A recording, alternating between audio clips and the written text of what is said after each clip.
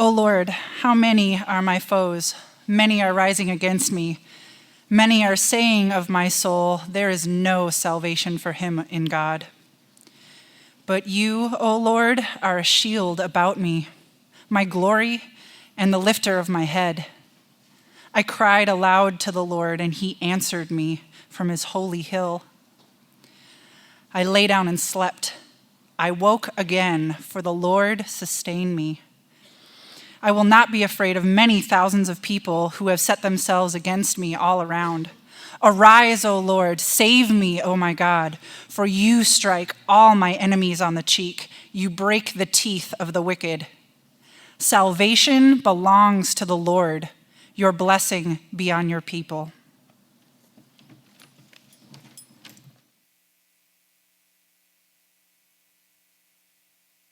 We are continuing in our, it's kind of our second week now of our 90-day series. We're doing our summer through the book of Psalms. So we're going to be camped out in this second to the longest book in the entire Bible for the rest of the summer, basically, three months. And remember, our purpose is much broader than just doing a teaching series in a book of the Bible, though that's cool, and we are committed to doing that. But this is much broader and more strategic. And so part of this is we want to invite the whole of the church to kind of on this journey of reinvigorating, or for some of us it might be just invigorating for the first time, our prayer lives. And because our commitment as a church is that part of cultivating our personal connection to God through Jesus is about prayer. It's about the practice of prayer. And prayer, it's not a simple thing. And it happens really common, like when we do all-night prayers or our prayer walks and so on. Lots of different people come from the church for those nights. And, some of you may remember this about your first time praying in front of another person or praying in front of other people. And it's actually really nerve-wracking. If you've forgotten what that feels like, you just need to come to all-night prayer where there's usually some newer people and just remember that experience. And it's, how do you learn how to do that kind of thing? How do you learn how to talk to God and talk to Jesus? How do you even do that? A lot of it we just pick up from watching other people.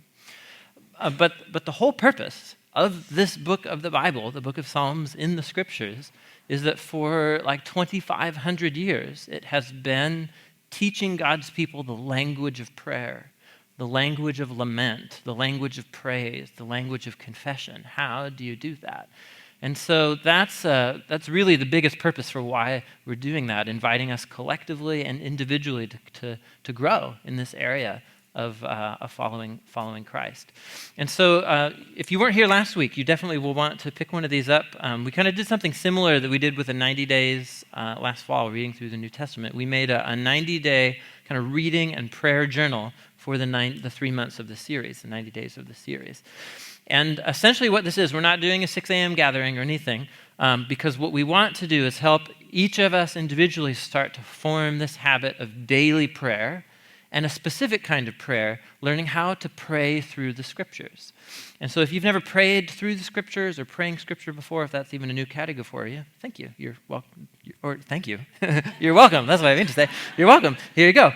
So we have a kind of a little introductory page about how to go about doing this, some guidance about what it means to pray through scripture. And then for each day of the 90 days, which began last Monday, it's essentially assigned 2 psalms a day. And what we would encourage you to do is actually, at least for the 90 days, just like an experiment, is to build into your lives a habit of having 2 different times of prayer during the day, whether it's morning or evening or afternoon, whatever you want to do, and to pray through each of those psalms individually through that day. There's kind of some guiding questions, space for you to write and process and so on. But all of this is an effort to help us grow in this area, learning the language of prayer. And these are for free. We have them back at the book table. If you didn't get one last week, be sure to grab one of those. And one of the things that we're going to focus on and that we talk about in the little introductory page is that the Psalms, as they teach us the language of prayer, they give pride of place to our emotions, the importance of our emotions in our prayer life. And what's interesting is I think many of us, we grew up, if you did or didn't grow up around Christianity or church or whatever, it doesn't really matter. Most of us grew up in one of 2 kinds of settings when it comes to our emotions, based on our temperament or our family of origins or whatever. Some of us grew up around settings where what you do with your emotions is stuff them. That's what you do, right? You just deny that they're even there. And so if there's a tense moment at home or with other people, what you do is not talk openly about it or release those emotions that are stirring. You just stuff it deep down. You deny it, yeah? And, you just are quiet. You leave the situation or whatever. Some of us were raised and we respond to our emotions in that way. The flip side of that, of course, so that would be like an example of, that was kind of my family and what I grew up in. The flip side would be like the family my wife grew up in. And so in her house, like the dinner table was like where the volume's at 11. You know what I'm saying? And that's just kind of the way and so it's just like everything's out there, and if something tense comes up, if there's conflict, volume goes up, but they're hugging and crying afterwards and loving on each other. And that's just how they just dealt with it and moved right towards it. But often in those settings, in those types of temperaments and families, it's about giving full vent to your emotions so that your emotions end up in the driver's seat. And you end up saying and doing things that you have to say you're sorry for later, right? And so there you go. Those are the two ends of the spectrum. Most of us have kind of grown up or have been around, have temperaments on one or two of the ends of those. The Psalms do neither. The Psalms teach us kind of a middle way about expressing our emotions. The Psalms teach us to give pride of place to our emotions in our prayer life. But they teach us neither to deny and stuff our emotions, but neither to let them overtake us in ways that we lose control. The Psalms teach us to pray through our emotions in the presence of God. And this is about a reflective, intentional processing before God, about understanding the source of my emotions, about sorting through them, the cause and effect, how they relate to my view of God, myself, and other people, and you just pour out the whole mess in God's presence. That's prayer. That's biblical prayer. And so what we're going to see tonight, we're going to in different weeks, highlight different prayers that are generated out of very different emotional experience. There's every type of experience and prayer you can imagine in this collection of 150 prayers and songs. And so tonight what we're going to explore in Psalm 3, you may have already kind of picked it up, is what does it mean to pray through our fears? To pray through our fears and our anxieties, not stuff them and deny them, but yet not let them take us over, but to pray through them in the presence of God and to process our fears before Him. Fear is one of those feelings. Some have argued fear is actually one of the most primal, like primary human emotions. And you can see it didn't probably take very long for any of you to pick up, this is a psalm of David generated out of a life experience that he had. We'll talk about that more. And it's very clear that he's terrified. The first thing he does in the prayer is draw attention to all the things that he's totally freaked out about. There's a whole bunch of people and they want to kill him. It's a pretty decent reason for being afraid. And there's something about fear. It's the most primary human emotion, not just because it comes up in circumstances where we're out of control or in danger. It's actually, I think, one of the first emotions we experience as human beings, period. So I realize, I'm not sure if I've said this, I don't think I've said this in this setting or not, so some of you know this and some of you don't. But somewhere in the next 4 weeks, I'm going to disappear off the map for about a week and a half or so, and that's because a human is going to emerge out of my wife somewhere in the next month. Like a new human is going to...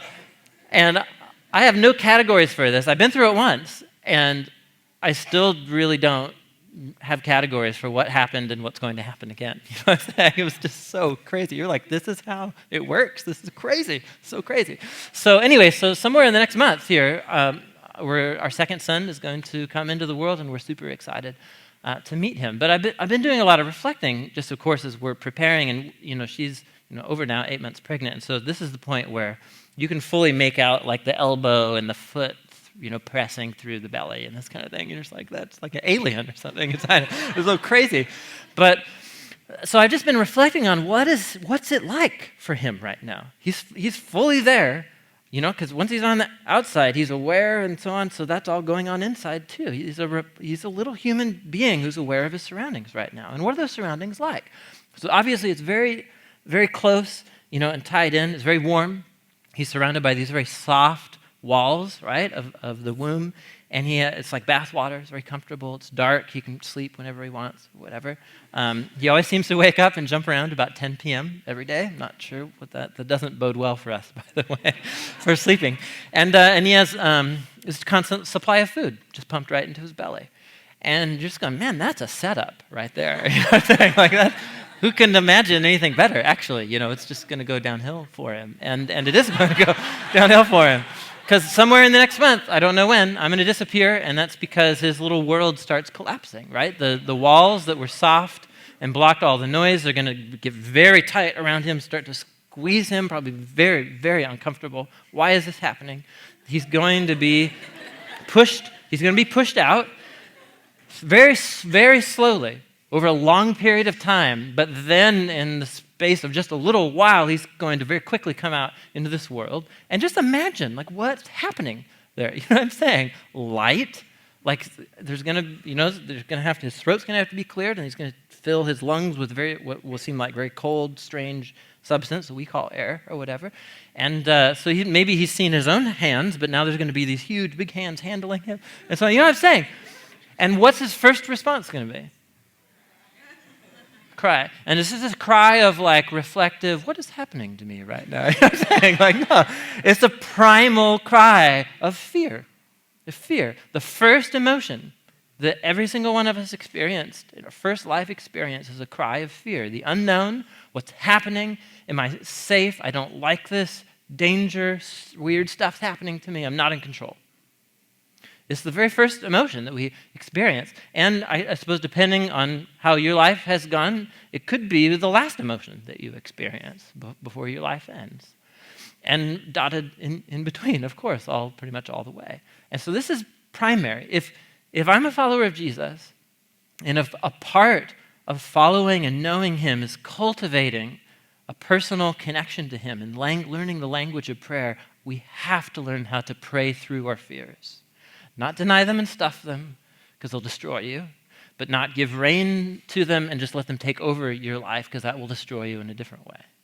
We have to learn how to face them and pray through them. And that's precisely what David is doing in Psalm 3. So what we're going to do is we're going to look through this story, both the story and then how David processes through this experience. And this is a model of prayer for us, a model of processing our fears. So let's kind of look at Psalm 3 with me real quick. Just one thing to clarify. So likely in your Bible you have a heading that says Psalm 3 or 4 or 10, 47 or something. And so that's a heading in your Bible to let you know the number.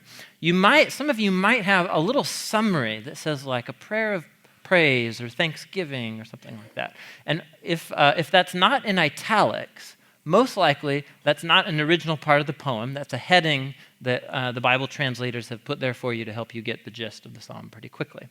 But then you're going to get this information that says like here, a psalm of David when he fled from his son Absalom. That is an original part of the poem and of the psalm.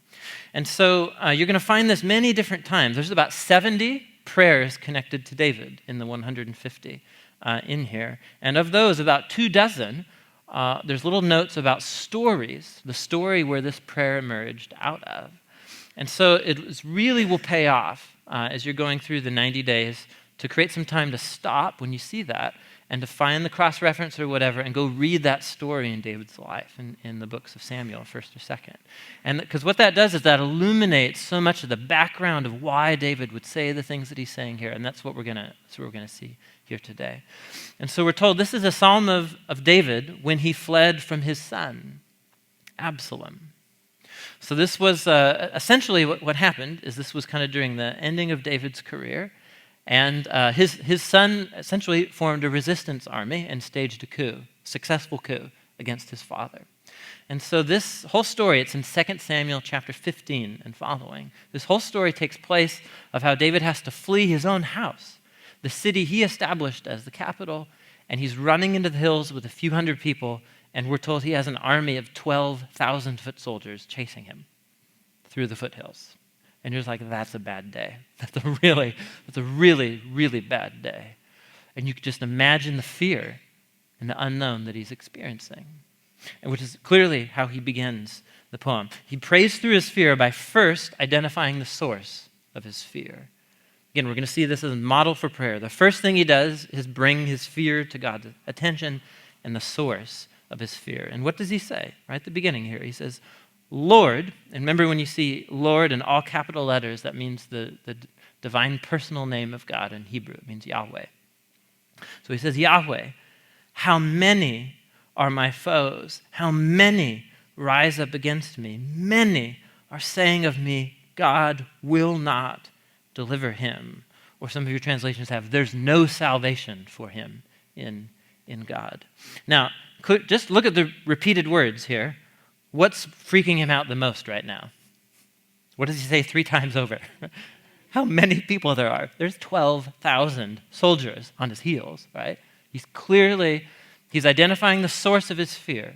It's kind of, again, this is the model for prayer. We're watching him as an example. He identifies the source. What is wrong with me? Where's my fear coming from?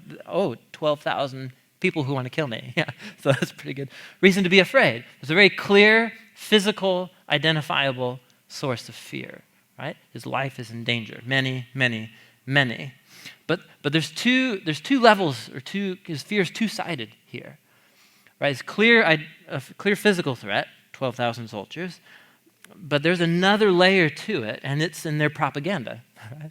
It's in the propaganda that Absalom and this army is spreading about David.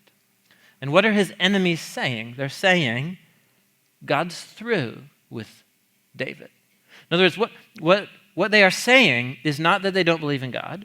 The enemies are not saying they don't think God delivers people in general. What they're saying is God is through with David. There is no more favor or salvation for David left in God anymore. And this is a very different kind of attack. This is not a physical attack on his life. This is an attack on David's identity and on David's sense of his very self and significance and his status. And so you have to, again, this is going to happen over and over again. It will really pay to just go back and read through the life of David as you go through and read the book of Psalms. So you have to remember, where did David come from? How did he arrive as a king that could even have such status that he has to be run out of town and rejected, and so on? And so some of you may remember the story. It's one of the more well-known stories in the Bible. He was a no-name shepherd boy. That's what he was, kind of the runt of the litter. And one of the most important prophets of Israel shows up at his dad's house and is like, Yahweh has told me that one of the great kings of Israel is going to emerge out of your house. And David's dad, Jesse, is like, oh yeah, I know, it's the firstborn. And it says he was ruddy. His first son was ruddy. You know what I'm saying? Who says that anymore? Ruddy. Which just means he was well-built and really attractive. And what is God's response to the well-built, attractive son? Yeah, sorry, not so much that guy. And so he goes all through the sons of Jesse, and so he's like, is there not anymore? And they're like, well, I have this little runt. He's like out in the field watching the sheep. And he's like, yeah, that guy. Right? Yeah, that guy. And so that's the story of David.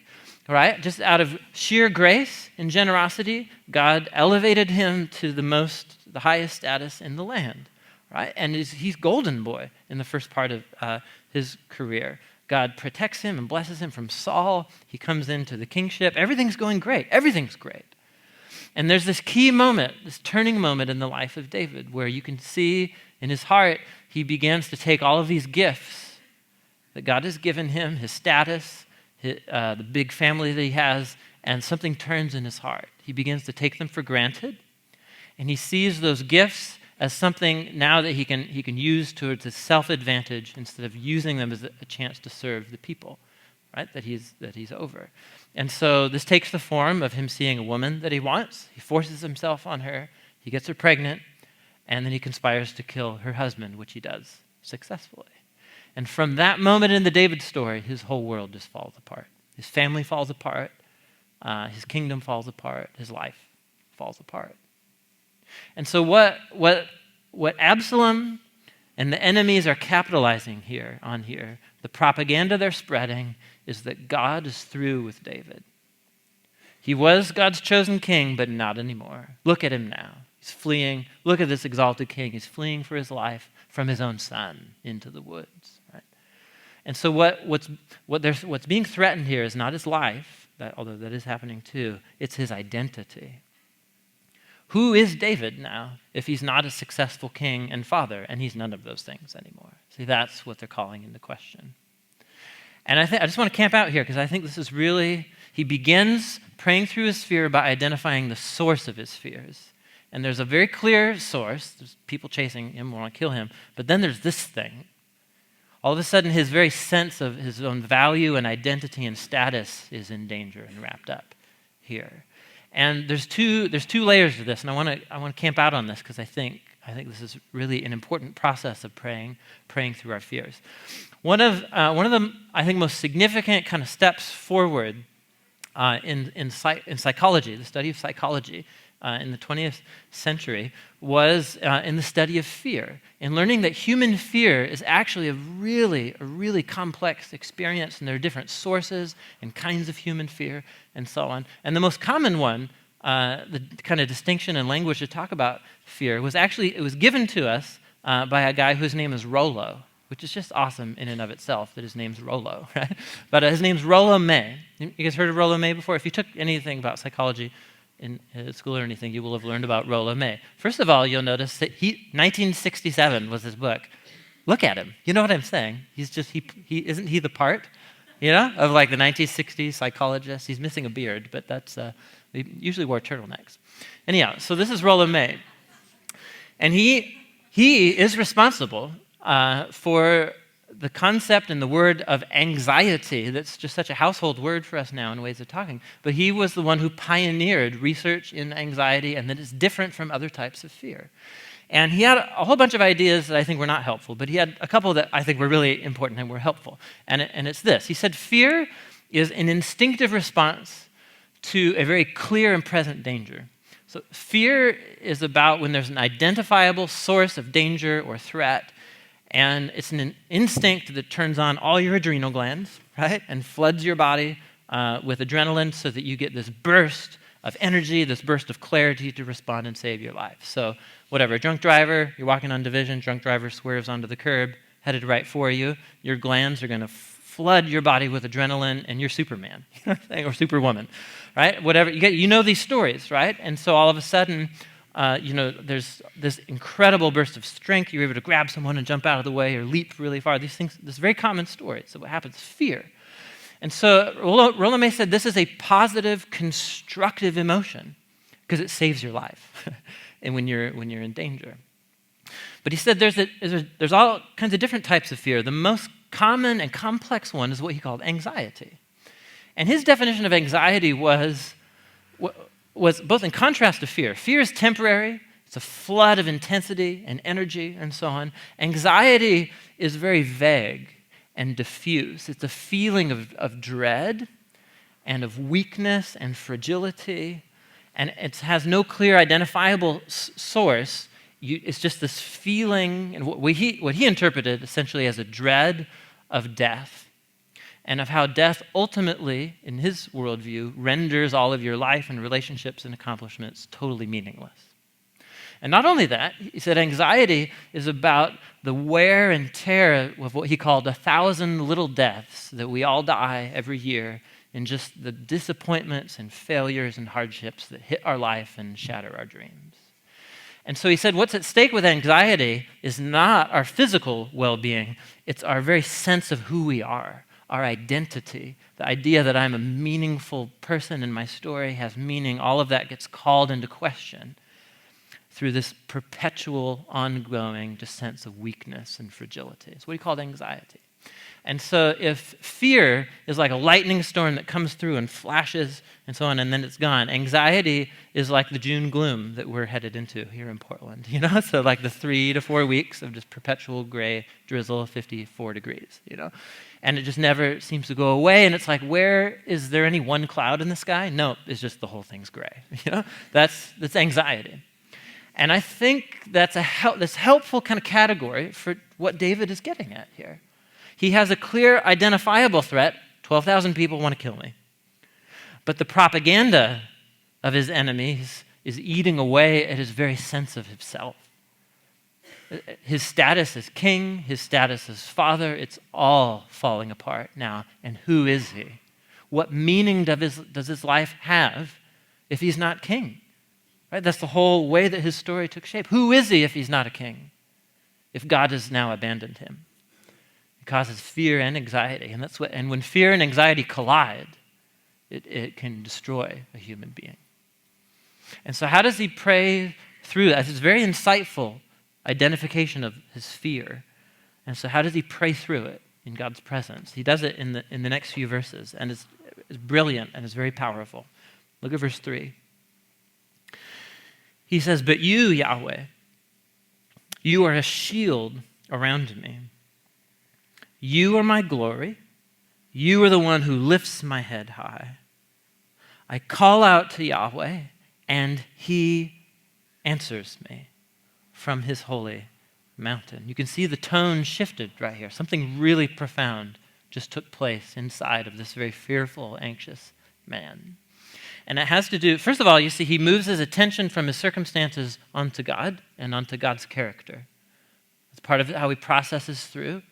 Identify the source, but then he turns his just attention laser-like onto his God. And he speaks of God in these images here. And this is one of the challenging things about the Psalms is there's full of metaphors and images, and we kind of just read them and they sound like Bible-like images or whatever, and we move on. And so no, you got to stop. This poetry, you got to read it slowly. And remember Psalm 1, it's about meditating day and night on the meaning. Why would David choose these three metaphors to describe God in this scenario right here? So let's look at him a little more closely. Look what he says. He says, first of all, he says, Yahweh, you are a shield. You're a shield around me. Now just stop and think about that for a second. We typically think of an image of a shield and we think protection. A shield keeps bad things from happening to you. So, okay, yeah, what he's saying here is you are going to protect me and rescue me out of this so that bad things won't happen to me. But if you just stop and think about that, it's way, way more going on here. And just think about, I've never actually had to use a shield for anything. But if you intentionally strap on a shield as you begin your day, what is your assumption about how is your day going to go? You know what I'm saying? Is your assumption this shield is going to prevent horrible things from happening to me? No, it's not why you put on a shield. Why do you put on a shield? Because you assume horrible things are going to happen to me, right? Or you're on your way to Mount Tabor. So you know what I'm talking about? With the wooden staves and swords, and they're up there. It was just like 2 weeks ago. I was walking up there, and they're wearing capes, and there's this whole castle and night scene and so on. Anyway, it's great. They were filming each other. Anyway, I love those guys. So either you're on your way to Mount Tabor. Sorry, that was silly. I'm trying to deflect from the seriousness of it. This is really profound. Why do you strap on a shield? A shield doesn't prevent bad things from happening to you. You put on a shield because you know bad things are coming. What a shield does is protect the most vital part of who you are from being totally annihilated when the bad things happen. Do you see the difference here? So a shield, and look, it's especially the shield he's describing, it's around him. So it's not describing a little circle here for sword dueling or something. He's talking about a big, massive thing that covers him. And so what he assumes that things may get better, they're likely going to get a lot worse. He does, after all, have 12,000 people chasing after him, right?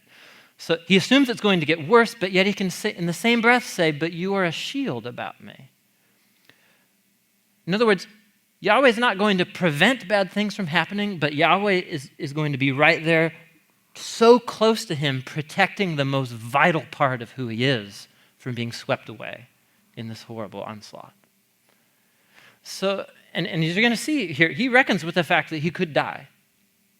But yet he can still say, Yahweh's my shield. And see what this speaks to, as we pray through our fears, as we identify the source of our fears, I think for many of us, and this is true for me too, when hardship hits your life, or there's a season of confusion or tragedy, one of our basic assumptions that we go to is this is a sign that God's abandoned me. This is a sign that God's no longer present with me.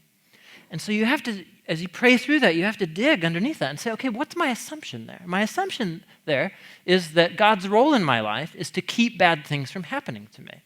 Because if he really was good and if he really was powerful, he would never let anything bad happen to me so that I'm always content and happy. And you're welcome to believe in that God. I would just urge you to not connect that God to anything to do with the Bible. Right? So really, and I would say, let's just make this quick and easy. Just become an agnostic, right? Or an atheist. It'll just make the whole transition of being disappointed by God much quicker, because that God doesn't exist. And that's not the promise of this God. The promise is that when life in this broken world, broken by human sin, by the sin of other more mysterious dark powers that were at work, when horrible things happen, God's right there. What he's saying is essentially this season of tragedy might be the closest that he's ever felt God's presence before. This tragedy might be what draws him closest to God than he's ever been before. And that's part of the paradox of suffering in the scriptures. And the God of the Bible sometimes rescues his people out of very difficult situations, but sometimes he doesn't. Sometimes that's precisely the tool he's using to shape the hearts and the minds and the character of the people he loves so dearly. And so this is very powerful what he says. He begins here, whatever happens, Yahweh is a shield protecting the most vital part of who I am. I could die, but Yahweh is still my shield. And so what does it mean? What is the most important part of who he is that needs protecting? And that's the next two metaphors here. That's very powerful. He says, you are my shield. You are my glory. I just stop and think about that. You are my glory. Why? First of all, what does that mean, and why would he need to say that? What does it mean to say something like that as you pray through your fears? Now part of it has to do with the word glory might kind of trip some of us up, because again, this is another kind of religious, Bible-ese kind of word, and that none of us really know what it means anymore. And so this is a very important concept. It comes up all over the Bible, and of course I'm going to teach you the Hebrew word, because that's how I do things. So you see the word there, it's kavod. Why don't you say it with me? Kavod, kavod. And here's what's interesting. Kavod, its most literal meaning is something that's heavy. It's heavy. In the book of Judges, there's a king of Moab called Eglon, and he's a horribly overweight man, and he's called kavod. Right? It's heavy. It's heavy. But that image of heaviness gets used as an image or a metaphor for something that's significant or important or weighty. So we say this in English. We say, oh, that's so heavy. Right? I'm feeling so heavy, or that's a really weighty matter. Do I grasp the gravity of the situation? We use this in English, too. If something is heavy, it's kavod, it's important, it's of status and significance. And so to say that God has glory, or to glorify God, or give him glory, means to all of us get together and we say out loud, God is the most significant, important thing that there is to know and be aware of. That's what it means to glorify God. But humans can have glory, too. David had kavod. Near the end of his life, we're told, this is from 1 Chronicles, we're told David, the son of Jesse, he was king over all Israel. He gets restored to his role as king after this. He ruled over Israel 40 years. He died at a good old age, having enjoyed long life, wealth, and kavod.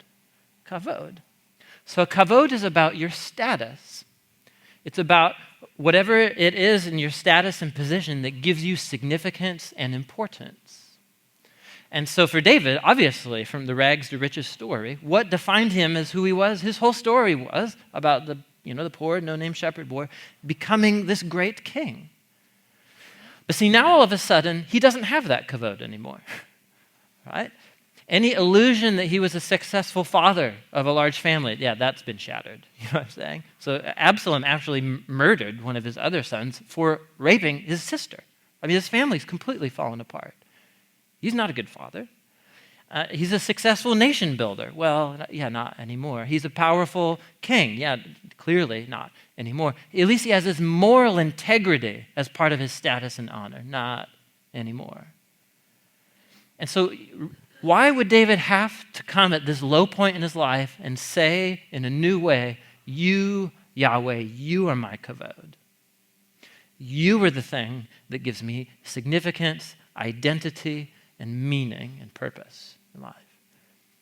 Clearly, he has to say this because something else has been his kavod. And you can just see it in the story of his life. His wealth, his power, his status, and significance. He was his own kavod this role as king and father. And he squandered it, right? He ran it, he tried to milk it for everything it was, and it leads up to a wrecked life that did not give him the kavod that he was made to experience as a creature made in God's image. And so, praying through his fears, he realizes that he has misplaced his kavod. He's misplaced his glory. And because all of his eggs were in the basket of being the king, all of a sudden, once his kingship is called into question, he crumbles, right? Anxiety and fear. Because who is he if he's not a king? And so as he recognizes God's going to protect his vitals, the most important thing about him in the midst of this, and he says the hardship strips the rest of his life away, and all he has left is to say, Yahweh, you are the only thing that's important and significant about me. The fact that your attention is towards me, your care is on me, that's all I need to give me meaning and significance. This is a very powerful confession. And so essentially what's happened, you can see his anxiety is like a cloud of smoke that's just a symptom of a fire burning, and that fire is his misplaced kavod. And so he prays through it, and he has to identify that misstep that he took and restore God to be in the place of glory in his life. And it's connected to what he says next here. You're my glory. You're the one who lifts my head, which means the same thing as it does, in English when we say hold your head high. It means to be confident. And so essentially he's saying, I don't have any reason to be confident in myself anymore. So I took what God gave me and I ruined it and made horrible decisions. And so he directs his attention away from himself. You are what gives me significance and identity. You are the one through whom I can hold my head high, even though by everything around me it looks like I'm an utter failure. Right? And everyone knows it, and everyone's saying that I'm an utter failure. You are my glory. You hold my head high. And so as you process through, how could he even know something like that? See, we might, again, your life's in shambles around you, we might see that as a sign of God's lack of favor, or that he's angry at you or something. And yes, David is working out the consequences of his stupid decisions, but he's really confident that God is with him and for him in that moment. How can he know that? Look at what he says next, verse 4. He says, I called out to Yahweh. He answered me from his holy mountain. I mean, I'm praying to you, and I know that you're answering me. I mean, he's just super confident. And you just go, he's running for his life, first of all, and he's totally a morally compromised, failed father and king. How can he be so confident that Yahweh is answering him? And it has nothing to do with him. It has to do with where Yahweh is answering from, and where's that? He says his holy mountain, or some of your translations might have his holy hill. Do some of you have that? Holy hill. What's he talking about? Yeah, this is kind of strange. This is one of those things. The holy hill, the mountain of Zion. This comes up all over the book of Psalms. He's referring to the city of Jerusalem, and specifically, which is a city that he built as Israel's capital. And on the highest hill in the city of Jerusalem, David set up what? He set up the very dwelling place of God, the tabernacle, where the big temple was later built. And so essentially what he's saying here is he's saying, I'm out here in the woods, I'm a failure. You are my glory. You're the one who gives me confidence. I'm praying to you, and I know that you answer me because you're answering me from the temple, from the very hot spot of your presence in Jerusalem. Now, what is it that happens on a regular basis? This is all kind of background to the poem that you got to bring out to get the significance of what he's saying. What is it that happens in the temple, or in the courtyards of the temple, on a daily basis, weekly basis, monthly, yearly basis, that it would allow a very sinful, selfish man to look towards God but know that he's been forgiven and shown grace? What's happening in the temple that can give him that confidence? Right? So that's where the sacrifices were offered. That's where animals were offered as a substitute for people's sins. So the animal dies in the place of the sinner or the wrongdoer. The animal bears the guilt instead of the perpetrator. And so in essence, the death of that substitute covers over the failure and the sin of the one who's praying and looking towards God at the temple. And so that's precisely what could possibly give a man like David, who's squandered everything God gave him, right, and has made horrible decisions, give him confidence that God is for him, that God would even stoop to be wanting to be his glory yet once more. And he says, because you're answering me from the temple. He's looking towards the substitute that's covered over his sin, that gives him confidence that Yahweh is for him and has forgiven him. Don't you wish this 3,000-year-old prayer, don't you wish it was relevant to modern people? You know what I'm saying? Right? So we're standing on the other side of the cross as we read this poem. David's praying this prayer looking towards Jerusalem, looking towards the substitute, and he sees that Yahweh will answer him and be gracious to him because of what happens in the temple. You and I, on this side of the cross, this is something you're going to have to do as you read through the Psalms. There's a lot of language about prayer and temple and sacrifice, and you got to kind of reframe it from this angle that we're reading from, because our conviction is that Jesus was the ultimate substitute, and that his life and death and resurrection on our behalf covered over our sins as Jesus absorbed into himself what we deserve. And in his resurrection, he both provides a covering and a source of new life and grace for those who would turn towards him. This other son of David, who was executed by the Romans near that holy hill. And so this allows us to pray through this prayer as followers of Jesus, but to go on exactly the same journey. Which allows him to do what? Verse 5. He can finally get a good night's sleep. He's identified the source of his anxiety, of his fear. He's aligned his priorities again. He's looked to the substitute that's done for him what he couldn't do for himself, and now he knows he rests in God's mercy and grace.